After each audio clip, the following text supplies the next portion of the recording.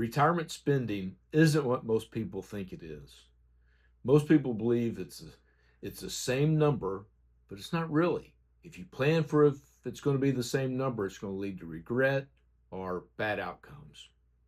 Hi, I'm Scott Hamilton, certified financial planner. We're fee only and fiduciaries. We have offices in Austin and Houston, and we help people plan for retirement. So today we're going to discuss the three phases of retirement spending and then what we do in practice. So in reality, retirement spending is not a flat number. It's not even a flat number adjusted for inflation. And typically retirements, and I've done 250 of these financial plans, they follow a typical pattern. It starts off high. Sometimes it actually goes up and then it'll decline and kind of level off. And then toward the later years, you end up with a spike again because of healthcare reasons. But it's just not a flat line. And some of those reasons for it is, think about it: retirement travel, retirement autos, remodel, these things. So if you break it down into phases, you have one phase, the go-go years. So this is typically known, the age ranges from 62 to 75.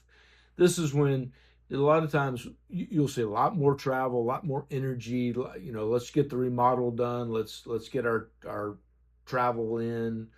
And then it goes to the go slow years. This is 75 to 85.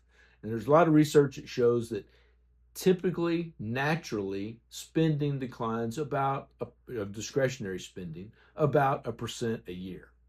And then you hit 85, okay? And this becomes the no-go years. Now, this is not a hard rule or anything like this. This is just a generality, okay?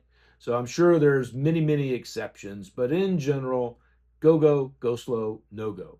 No-go at some point, maybe in your late 80s, mid 80s to late 80s, but you find that your travel, instead of being so international or even domestic, is a little bit more local. And sometimes it decreases quite significantly above that. So you can see why the spend rate will come down. All right, so now let's shift gears, talk a little bit about what do we do in practice and how do we manage this declining curve.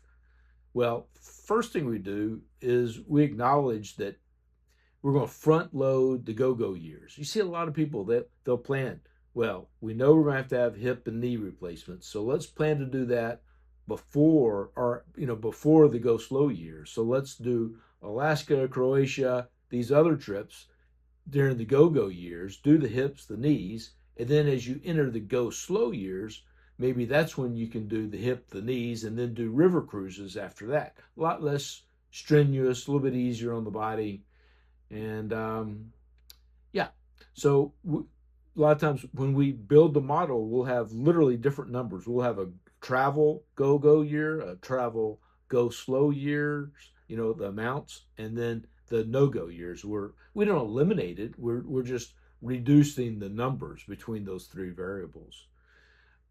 And you got to adjust it for inflation. One of the things that we do is, knowing that in the no-go years, 85 and over, healthcare can become a larger component of that. Say there's medical issues, we'll adjust for that a lot of times by raising the inflation rate for healthcare during the no-go years, or during all the years actually. And that forces the no-go years to have be a larger number. So it's very important to have detailed goals so that you can understand why they're different, and you can break out the spending in the different components and the different segments of retirement. So book us a Get Acquainted meeting on our website, Hamilton Financial Planning, and we can talk about retirement spending, the drawdown strategies, whatever questions you have. Thanks for taking the time to watch. Appreciate it.